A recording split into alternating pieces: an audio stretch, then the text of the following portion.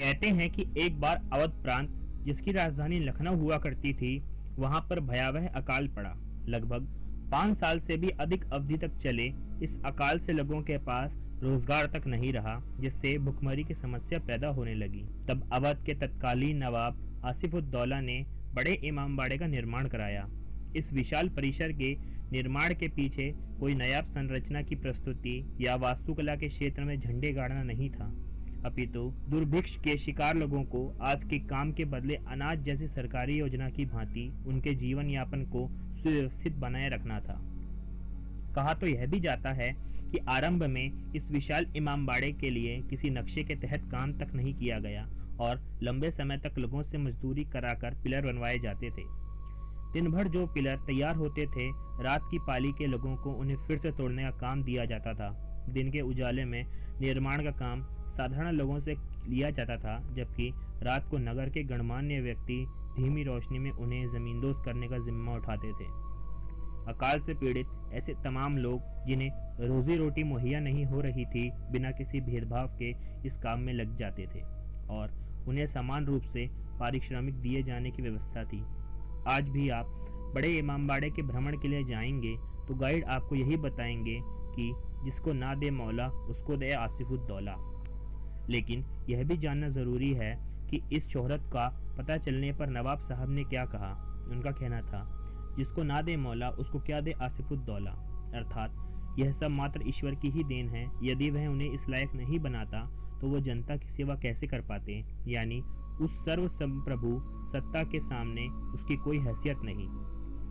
तथ्य यह है कि जब अपने वास्तुविद के परामर्श से आसिफुद्दौला ने सुनियोजित तरीके से बड़े इमामबाड़े परिसर का निर्माण कराया तो सबसे पहले शाही बावली या पंचमहल का निर्माण किया। यह इसलिए जरूरी था कि इस संरचना को परिसर में प्रस्तावित विशाल भवनों के लिए पानी के स्रोत की भरपूर आवश्यकता थी, जिसे बावली से लिया जाना एक बेहतर विकल्प था। बावली स्वयं में एक अद्भुत व नायाब संरचना है, जिसका सीधा लिंकेज निकट ही प्रवाहित गोमती नदी से है। यानी आप यूं समझिए कि अगर गोमती नदी में उफान आता है तो यह बावली 3 मंजिल तक डूब जाती है। अगर गोमती नदी सूखती है तो यह बावली भी सूख जाती है। अगर आज भी आप इस बावली के पास जाएंगे तो आपको तीसरी मंजिल से नीचे जाने की अनुमति नहीं है। कहा जाता है कि अगर कभी भी गोमती नदी में उफान आ गया तो यह सारी मंजिल डूब जाएंगी। इस इमामबाड़े का निर्माण सन 1786 में आरंभ करवाया था, जो सन 1791 तक चला। मुख्य परिसर में बना विशाल गुंबदनुमा हॉल 50 मीटर लंबा और 14 मीटर ऊंचा है। यह एक ऐसी इमारत थी जिसे बनाने में कोई बीम या गर्डर का इस्तेमाल नहीं हुआ। अनुमानतः इसे बनाने में उस जमाने में 5 से 10 लाख रुपए की लागत आई थी। यही नहीं, इस इमारत के पूरा होने के बाद भी नवाब इसकी साज सज्जा पर ही 5 से 6 लाख रुपए सालाना खर्च करते थे।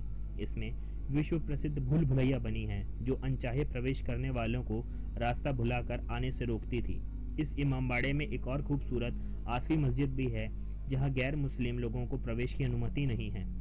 कहते हैं कि बावली के बाद आसिफुद्दौला ने खुदा की बंदगी के लिए मस्जिद बनाने की सोची। परिमाण स्वरूप यह बेहतर मस्जिद बनकर तैयार हुई। मस्जिद परिसर के आंगन में 2 ऊंची मीनारें हैं, जो इसकी भव्यता में 4 चांद लगाते हैं। इससे बनने के बाद में इमामबाड़े के मुख्य भवन के निर्माण का कार्यक्रम प्रारंभ हुआ। वास्तुशिल्प के लिहाज से उस दौर की यह शानदार इमारतों में शीर्ष पर हुआ करती थी। कहते हैं इसका सेंट्रल हॉल दुनिया में सबसे बड़ा गुंबदकार छत वाला हॉल है। इसकी आंतरिक साज सज्जा में सिर्फ गलियारों को छोड़ दें तो और कहीं भी लकड़ी का इस्तेमाल नहीं हुआ है।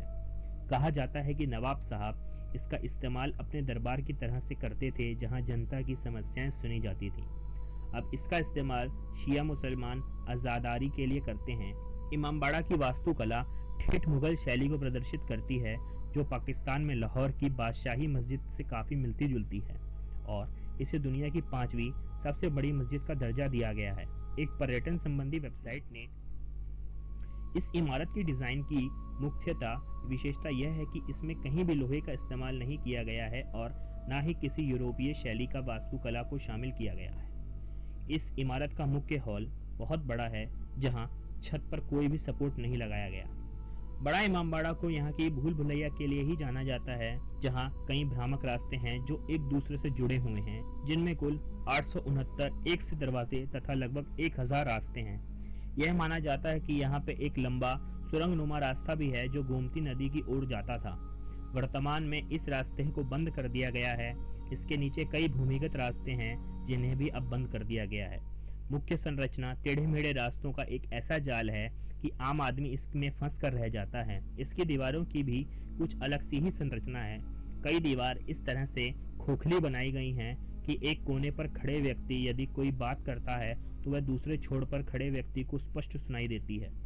यहाँ के गाइड आपको अपनी बात साबित कराने के लिए एक कोने पर खड़े होकर माचिस की तीली जलाकर दिखाएंगे, जिसकी साफ आवाज आप दूर खड़े छोर पर भी सुन सकते हैं। दीवारों को भी कान होते हैं। मुहावरा इन्हीं दीवारों के कारण गढ़ा गया था। यह भी अफवाह खूब चली है कि यहाँ के भूमिगत रास्ते फैजाबाद तक जाते हैं, जहाँ से तत्कालीन सत्ता का संचालन होता था। आगरा के ताजमहल के आसपास कहीं निकलती है। इस सुरंगों की संरचना कुछ इस प्रकार की गई थी कि यदि कोई इसमें राजा को ढूंढने के लिए पीछे पीछे अगर आता भी है तो वो भटक जाएगा, और इसके अंदर बीचों में दलदल, मगरमच्छ व सांप भी छोड़े गए थे जो रास्ते में ही दुश्मनों को खा जाते थे और दुश्मन भटक जाता था। सही रास्ता सिर्फ नवाबों को ही पता होता था, जो मुश्किल घड़ी में अपनी जान बचाकर वहां से निकल सकते थे। कहा जाता है कि इन्हीं सुरंगों में नवाब साहब के खजाने भी छुपे हुए हैं। इन खजानों को ढूंढने के लिए कई बार दुश्मनों ने इस सुरंगों में अपनी जान गंवाई है। जब भारत पे अंग्रेजों का राज था तो कुछ अंग्रेज खजाने की तलाश में इन सुरंगों में उतरे थे। कहा जाता है कि सैकड़ों सैनिक इन सुरंगों में उतरे और अलग अलग रास्तों पर गए, जिनमें से कोई भी सैनिक कभी भी लौटकर नहीं आया। उसके बाद भी कई सैनिकों को उनकी लाश या शव ढूंढने के लिए भेजा गया, वो सैनिक भी कभी लौटकर नहीं आए। तो उस समय की मौजूदा सरकार ने इन सुरंगों को तुरंत बंद करने के आदेश दिए। अगर आप आज भी यहाँ पर जाएंगे तो आपको सभी सुरंगें बंद मिलेंगी और उनके पास वहाँ पे एक बोर्ड लगा हुआ मिलेगा, यह सुरंग कहाँ निकलती है इसका कोई हमको पता नहीं है और इसमें कभी भी आप उतरने की कोशिश ना करें। बताते हैं कि इस बड़े इमामबाड़े के निर्माण के समय उड़द की दाल, बड़ियाँ, चावल की लुगदी, बेल का गूदा, सरेस, शीरा, भुजा हुआ चूना और लखनऊ के पास के कंकर खेड़ा गांव के महीन कंकड़ों का इस्तेमाल हुआ था। इमामबाड़े के केंद्रीय भवन के 3 विशाल कक्षों में एक प्राचीन चाइनीज प्लेट डिजाइन है, दूसरा पर्शियन स्टाइल में बना हुआ है और तीसरा भारतीय खरबूजा पैटर्न है। हॉल की लंबाई लगभग 163 फुट और ऊंचाई 60 फीट होने के बावजूद इसमें कोई खंभा नहीं है। खंभे के बिना बने इस हॉल की छत 15 मीटर से ज्यादा ऊंची है, जिस पर आश्चर्य है कि यह हॉल लकड़ी, लोहे या पत्थर के बीम के बाहरी सहारे के बिना खड़ा है। मुख्य हॉल में नवाब आसिफुद्दौला की कब्र बनी हुई है, जिससे आज भी लखनऊ के पुराने शहर को जाने वाला ट्रैफिक गुजरता है। इसकी भव्यता अलग ही है।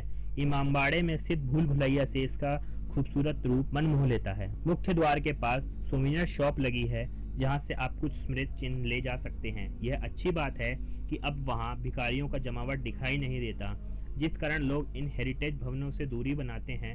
गार्डन भी अच्छे से रखे गए हैं और बागबानी और लॉन का रख रखाव स्तरीय रखा जाता है।